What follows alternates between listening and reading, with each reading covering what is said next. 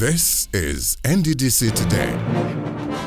Yes, every conceivable MD or acting MD has been to the site and inspected this building, which has been 28 years in the making. 28 years ago, Umpadec, which is the parent of the NDDC, put this project in place. 28 years on, they are still inspecting. So what is the problem? Recently, we had talk that the current location of the NDDC is rented, and a lot of money is paid every year as rent. Now they're saying that that is no longer acceptable. So what is happening to the permanent site of the NDDC? This week, we take a look at the history of this building and see how the new management verve might make a difference. I am Patrick Oke. Welcome to NDDC Today.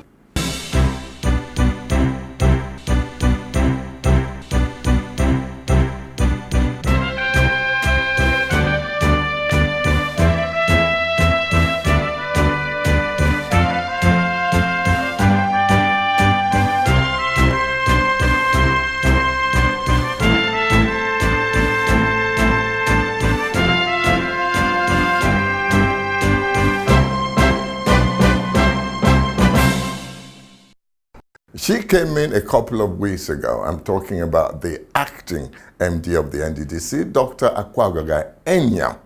Since then, the place has been a buzz because she says she's determined to do things right in the short time she will be there.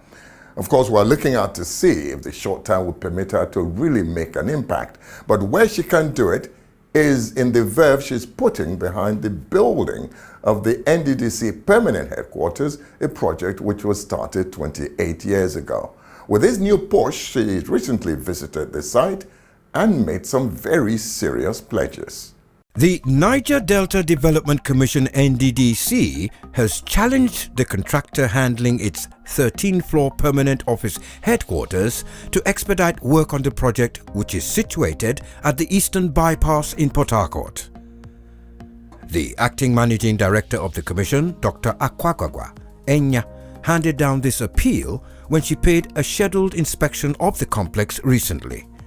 Dr. Enyia was accompanied by some directors and engineers of the commission. Dr. Enyia, who was visibly displeased with the progress of work at the complex after several years, promised to personally monitor progress of its execution to ensure quick project delivery. I'm not impressed with the progress of the work. From time to time, I'll be here to do my work.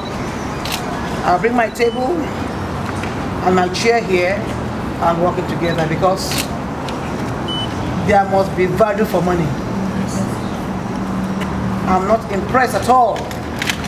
Holding the contractor by his words to deliver the project by June next year, the NDDC Chief Executive Officer assured that the federal government is interested in the completion of the project and is prepared to release additional funds to facilitate the speedy completion and handover of the building for use by the Commission. I'll be happy if when paid, the progress made will be exactly the work done. So there must be value for money. The new NDDC headquarters complex is a 13-floor main building and has a 4-floor auxiliary building to accommodate facilities such as a medical center, a car park, a restaurant and banking halls, among others. It is now about 50% complete and has all the service equipment including lifts, escalators and more for the main and auxiliary buildings. These facilities have already been supplied and are awaiting installation. You have the main building on 13 floors, the ancillary buildings on 4 floors, and we have 8 lifts here. The 8 lifts here, some take you to 4th floor, some to the 13th floor. And then the escalators, which are 6. The 6 escalators take you to the activity floors, which is from 1 floor to the 4th. That is where the escalators end. And it is within these floors that we have the NDDC gallery.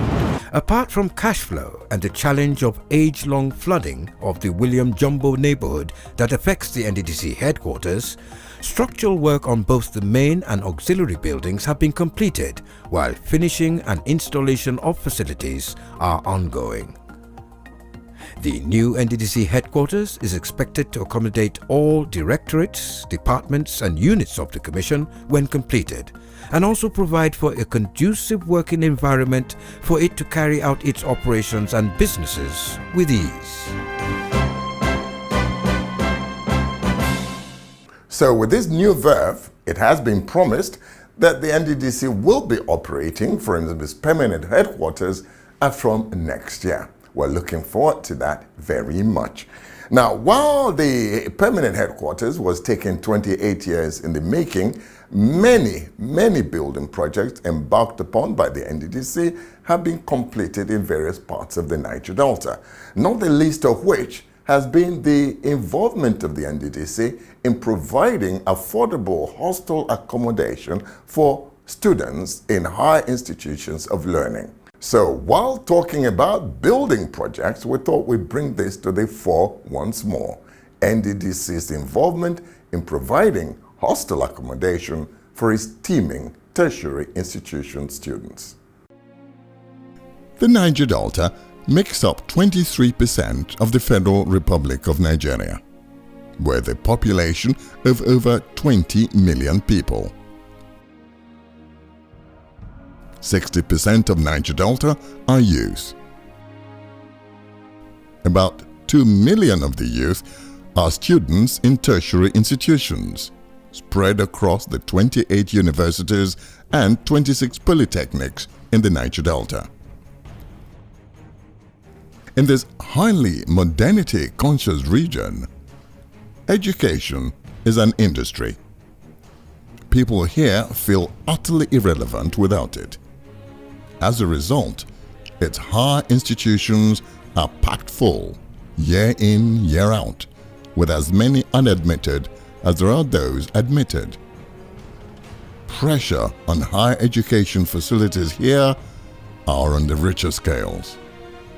Accommodation, the most visibly hit. This scene tells the typical story of a higher institution accommodation facility in the Niger Delta. Packed rooms, failed toilet facilities. A claustrophobic nightmare. A breeding ground for all sorts of deviant and immoral behavior. This place is always noisy. You can't focus in this particular room because of number of population. Moreover, we are 12 in this room. We are 8 in this room. 8 in this room, and that's 4 outside here and 4 inside. And as you can see, this is how we manage ourselves, despite the fact that this is a federal university. The National Association of Nigerian Students, NANS, says over 75% of students in higher institutions are forced by those conditions to live outside campus. That's those who can afford it. However, living outside the security of the university has often been a tale of woe for many, particularly female students, many of whom have been gang raped, molested and abused. The trauma goes on unabated. Enter the NDDC. The NDDC cannot draw up curricula or even enforce academic discipline, but it can intervene in this area of infrastructure, in keeping with the mandate to develop the Niger Delta, harness and nurture its human resources. The NDDC thus decided to act, proposing across the Niger Delta 19 prototype hostels, while at the same time setting a standard for future accommodation projects. In 2004, the NDDC awarded contracts for the construction of the 19 prototype hostel projects in 17 universities across the 9 states of the Niger Delta. In July 2013, the NDDC prototype hostel project at the Imo State University of Owerri became the first to be completed and commissioned. It all emerged at a colorful ceremony. The project was the first hostel for students on the university campus. The mega hostel projects have 176 rooms with the capacity of over 500 bed spaces, including 48 bed spaces for physically challenged students. The hostels each come with standard electrical fittings, wardrobes, fans, air conditioners, 36 bathrooms and toilets, an administrative block with offices, stores, supermarkets, cyber cafe, as well as games room and student common room. On the project's bill is also a waterworks with a 20,000-liter overhead tank, a surface tank, and a water treatment plant. In December 2013, the NDDC prioritized the completion of ongoing projects. The fast-track projects received the necessary attention in terms of funding and supervision. This led to the completion and commissioning within weeks of the hostel project at the Federal University of Technology Obinze Owerri, early in February 2014. In the following month, March 2014, the NDDC was at the University of Benin for the commissioning and handover of the University of Benin hostel complex. The NDDC was not done yet with hostel commissioning for that year, as in November, the completed Delta State University Abraka hostel project was commissioned and handed over to the institution, making it the fourth of the fast-track projects.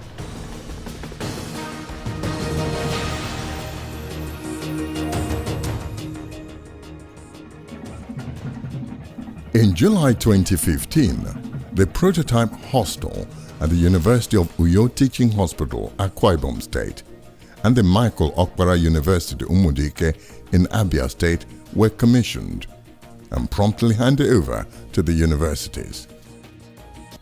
In spite of some setbacks, life has just taken a new turn in the universities in the Niger Delta. It's a very beautiful place, actually. I mean, the first day I stepped in here, I was like, wow, is this really our hostel? I'm so happy to be here because it's specially made for me. I came in here and I made the bed, the wardrobe, the reading table, and also the toilet. In this hostel, we also have the supermarket where students can come and get their stuffs, the bread, the provisions, soaps, snacks, and all that. So in this hostel, students are really happy here. Thank NDDC. The 36-year-old River State University of Science and Technology, UST, as it is popularly called, is the first technological university to be situated within the Niger Delta region and is one of the beneficiaries of the over 500-bed modern hostel built and delivered by the Niger Delta Development Commission. This magnificent edifice is divided into 3 floors, with all rooms furnished with beds, mattresses, pillows, ceiling fans, electrical fittings, wardrobes, reading tables, and chairs. 2 rooms share a bathroom and toilet facility, while rooms for disabled students are all en suite. All a student needs is to just move in with clothing and books, as everything else is made available by the NDDC. This gesture has greatly enhanced the standard of living for the students of the university. The hostel has 2 common rooms, including other state-of-the-art facilities such as a beautiful internal courtyard for relaxation and a 24-hour security service. The situation is the same in other tertiary institutions across the Niger Delta, where the prototype hostels are being commissioned. Some have other aesthetics like a bookshop, a photo studio, games rooms, barbing salon, and a beauty parlor, amongst others. Here at the Michael Okpara University of Agriculture, Umudike in Abia State, the same superstructure is replicated with all the facilities and furnishings. The students just move in with their clothes and books.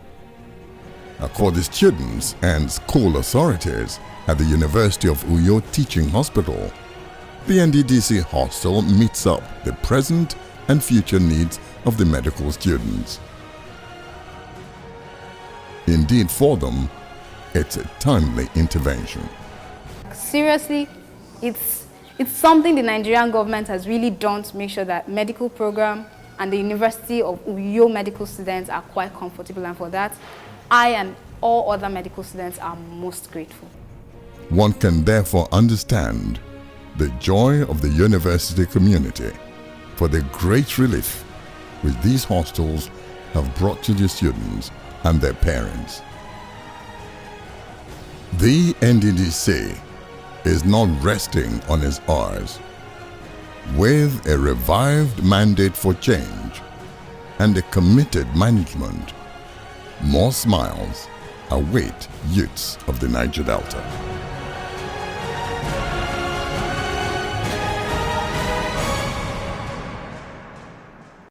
Well, the NDDC has been building buildings and building states. Bayelsa is one of the more proliferous oil-producing states in the Niger Delta. The NDDC presence there is, the word is out there. The Bayelsa state has been a major recipient of NDDC's attentions. Today, we look at the Commission's attempt to clear some blocked water passages and the rehabilitation of some roads.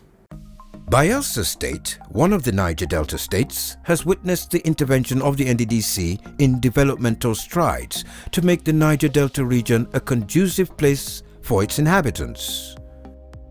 Here in Ekiki Oxbow Lake Canal in Yenogwa local government area, the NDDC has commenced the clearance of debris and the silting of the canal. Before the intervention of the NDDC on this project, people of this community who rely on the canal for their means of livelihood, such as fishing and other social-economic activities, have been denied all these benefits as a result of its blockage. Over the time, the canal has been blocked as a result of the growth of vegetation stumps, as well as refuse being thrown into it by residents of the community. Because of the canal that flow, the canal there's no movement everywhere that blocked. So no movement, water is not moving good anywhere. All the gutter are flood everywhere, blocked, there's no movement. So right now, things is happening here now. I'm happy about this work is going on now, so that we cannot have channel of water again. Work on the project, which is progressing speedily, is expected to free the canal and enhance the commercial activities of residents of the community and environs. Every rainy season, the entire Osiri main road is flooded. This way leading to the Palms Avenue is flooded. But I know for sure that as the government through NDDC is embarking on this canal opening, this drainage opening, it will go a long way to alleviate our suffering. Upon completion, residents of Ekiki Oxbow Lake will once again carry out their commercial activities along the route of the canal. What's more, flooding of the community, which has been a source of worry for residents, will be solved.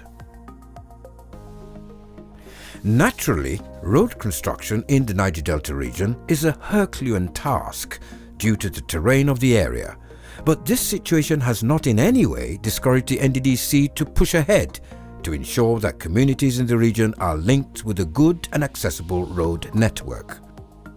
With such commitment, the NDDC is now constructing the failed and unmotorable roads of Bestman Street and Egberi Ayi Road, both in Azikoro, in Yenogwa local government area of Bayelsa State.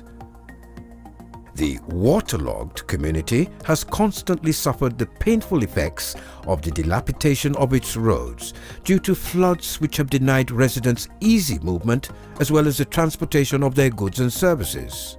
The reconstruction of the road, which is made of concrete, is progressing smoothly with the full cooperation of the residents and other stakeholders. Before we came here, they have a flood issue, and with the drain, it's going to be solved. Before we came here, they have other issues of at the other hand, at the entrance, they don't have a good entrance. Aside from the first place you casted, there's a drainage part, a culvert there. So with this one coming in, it will solve the water erosion problem. Residents of Bestman Street are besides themselves in their appreciation to the NDDC. It's a waterlogged area. It's very bad. It's not motorable. So we have been praying that God should see us through. But we are so thankful and to God mostly for at least giving us the opportunity through NDDC for the construction of this road. This is a welcome development because before this very time the road has been so dilapidated that one cannot easily pass on. But based on what I can see today, I actually confirm that it's a welcome development. So it's something which we need to emulate. Yeah, the NDDC is trying very well. Construction work is also ongoing on Egbiri Agi Road to reconstruct the failed and unmotorable sections of the road. 65% of the work has been achieved as at the time of filing in this report and is expected to be completed anytime soon.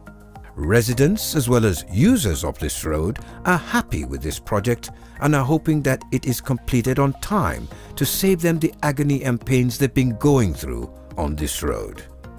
Economically, a road is very important and a vital role for every business. Like as you can see now, the road leads down to the other side of the downside of Azikro and also leaking the upper side. So when completed, it opens here for big businesses. The store owners, they will all be smiling. Now, talking about doing stuff in the Niger Delta, one of the reasons the NDDC was set up was to look after the lot of the youths and women. Now, there are various organs in place to ensure this, but over the years, the NDDC has had to partner with various stakeholders and interested organizations to see how this can be brought about. One of the more prominent of these organizations has been IFAD, the International Fund for Agricultural Development. The officials of this body, IFAD, recently paid a courtesy call on the acting managing director of the NDDC, Dr. NDDC Enyia, to intimate her about the body's new initiative to spend $129 million in the improvement of the lives of the women and children in the Niger Delta. A reporter was at that meeting. The Niger Delta Development Commission NDDC is partnering with the International Fund for Agriculture Development, IFAD, in a $129 million Livelihood Improvement Family Enterprise Project in the Niger Delta, referred to as LIFAND, to create jobs and reduce youth restlessness in the region. This cheering news was revealed in Port Harcourt recently by the new acting managing director of the NDDC, Dr. Enyia, when officials of the United Nations UN agency, led by the IFAD country representative, Mrs. Nadine Bosa, paid her a courtesy visit at the NDDC headquarters. Dr. Enyia said that the partnership between IFAD and the NDDC will enhance the opportunities of youths and women in the region and also alleviate poverty as well. She said that the NDDC was always willing and ready to partner with IFAD to increase food productivity and create employment opportunities. And I believe that this partnership between IFAD and the NDDC will enhance the productivity of our youths and women and will also alleviate poverty. The NDDC is willing and prepared to partner with IFAD to increase food productivity, employment opportunity, and also to engage our youths and women. The NDDC boss further explained that the Life End project would address the problem of restlessness among the youths by sustaining and enhancing incomes and food security and creating jobs for young rural people and women in the Niger Delta. I believe that when we kickstart this program, the issue of poverty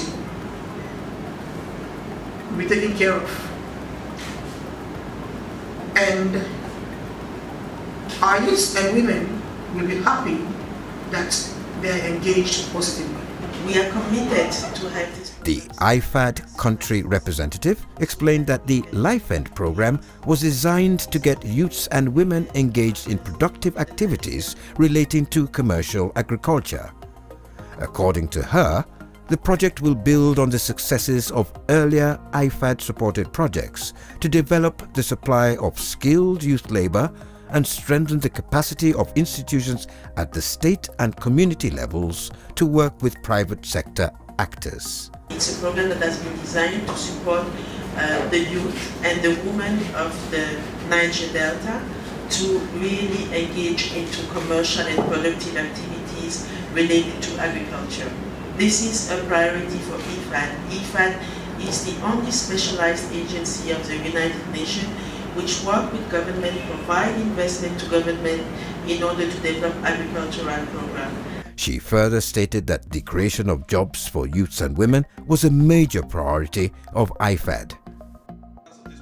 In his brief on the Life End project, the NDDC Director Agriculture and Fisheries, Mr. George Ero, said that as co-financier, the NDDC was expected to facilitate the operations of the scheme in the Niger Delta and see to its sustainability.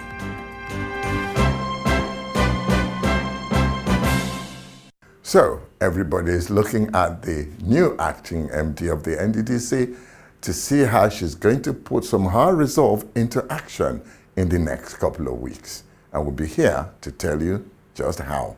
Thank you for watching. We'll see you at the same time next week.